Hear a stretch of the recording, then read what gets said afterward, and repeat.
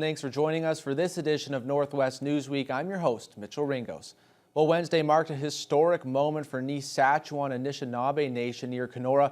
The community will receive millions in compensation from the provincial and federal governments for flooding caused by construction of two dams in the late 1800s. Federal Minister of Crown Indigenous Relations Mark Miller issued an apology in the Anishinaabe language.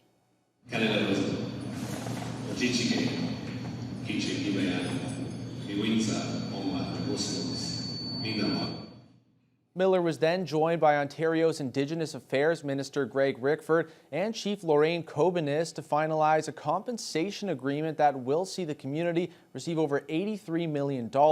Chief Kobenis described the day as an emotional one, especially for those elders who had waited decades for closures.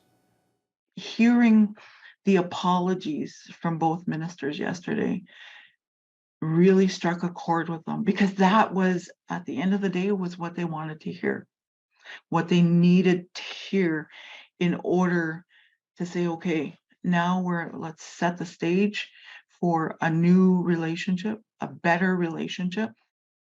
Kobenis adds that most of the monetary settlement will be split among existing community members. The rest will be used to set up future generations for greater success in the years to come.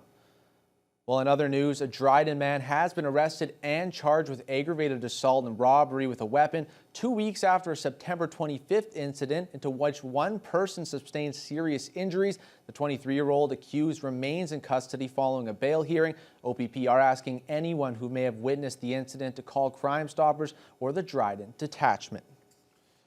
Well, the long-awaited inquest into the deaths of Donald Mamaqua and Roland McKay began this week in Thunder Bay. Both men died in police custody after going into medical distress. The inquest will examine the circumstances surrounding their deaths and will take place over 17 days with over 30 witnesses being called. 44-year-old Don Mamaqua died in August of 2014, while 50-year-old Roland McKay died in July of 2017. Both men had been arrested on allegations of public intoxication and later died in their holding cells at the Thunder Bay Police Station when they lost vital signs related to medical illness.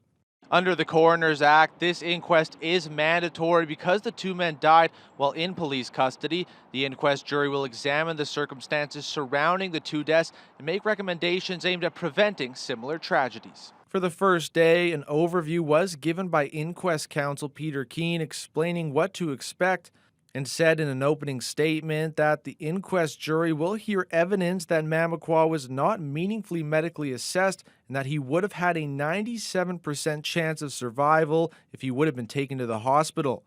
And followed by saying that the evidence will also show that McKay would have had a better chance at surviving in hospital rather than in the jail cell where he died. Video and audio was shown on the first day, showing the 911 initial call and the booking process.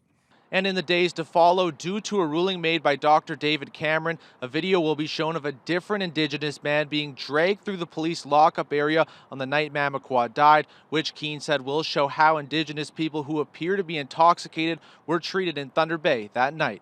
Mitchell Ringos, TBT News. Well, the Nuclear Waste Management Organization is looking for input on the designs for their new headquarters. The multi-million-dollar facility would be constructed at the site selected for the nuclear waste repository in either Ignace or South Bruce. If the project goes forward in Ignace, the 100,000 square foot building would be by far the biggest in the township. In addition to NWMO offices, testing, and demonstration facilities, the building's 4 wings would house a training center, a commercial and loading area, and a community hall and cultural center. The NWMO expects construction to cost $21 million over 2 years, breaking ground in 2026 and opening the doors in 2028. We want to hear from our public. We hear from the public within the region, the greater whole of Canada, and across North America and the world. This is an international facility, one that's uniquely Northwestern Ontario, uniquely Ignace, and we want to hear what you want to see. We want to build that into our facility. We want to ensure that the dialogue's open. It's not the size of the building, which is going to be pretty impressive to start with, but it's what's going to be there and how it's going to be used and how it's going to become part of the fabric of the community, especially if there's, besides the tourism part of it, if there's a training center, if there's a community hall, you know, all that kind of things. I think that'll bring a lot of different values to the community that aren't here now. The building would be located on Highway 17 near Adjacum River and designed to blend into the surrounding landscape, featuring a living roof with paths that connect to the Ignace Trail system. Feedback can be given via online survey until October 31st or by talking to staff at the NWMO Learn More Center. Mayor Penny Lucas is supportive of the project, although she says she will respect the will of the people. She is currently up for re-election. The only other candidate, Bill Gascon, declined an interview. Well, $4.5 million in provincial funding for a new seniors complex in Kenora was announced on Thursday. Kenora Rainy River MPP Greg Rickford was joined by Minister for Long-Term Care Paul Calandra for the announcement. The complex is being developed by the Kenora District Services Board and All Nations Health Partners. It will include 56 residential suites as well as space for health services and other supports. By integrating housing with health services, the province hopes to reduce or delay the need for long-term care and hospitalization. The city of Kenora is sure to have a new mayor come election day, with incumbent Dan Reynard stepping aside. 3 new candidates are vying for the mayor's seat. First-time candidates David Byers-Kitt and Andy Scrubilo joined current city councillor Andrew Poirier in the race for mayors of Ontario's westernmost city.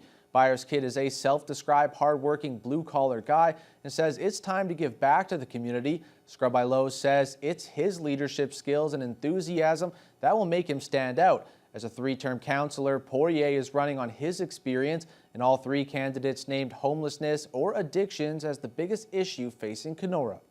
He's trying to encourage and think that a needle exchange program is something for the health and safety of it. I've never been a believer of being an enabler. We need an emergency shelter. We need protection for the vulnerable, the people that are hurting.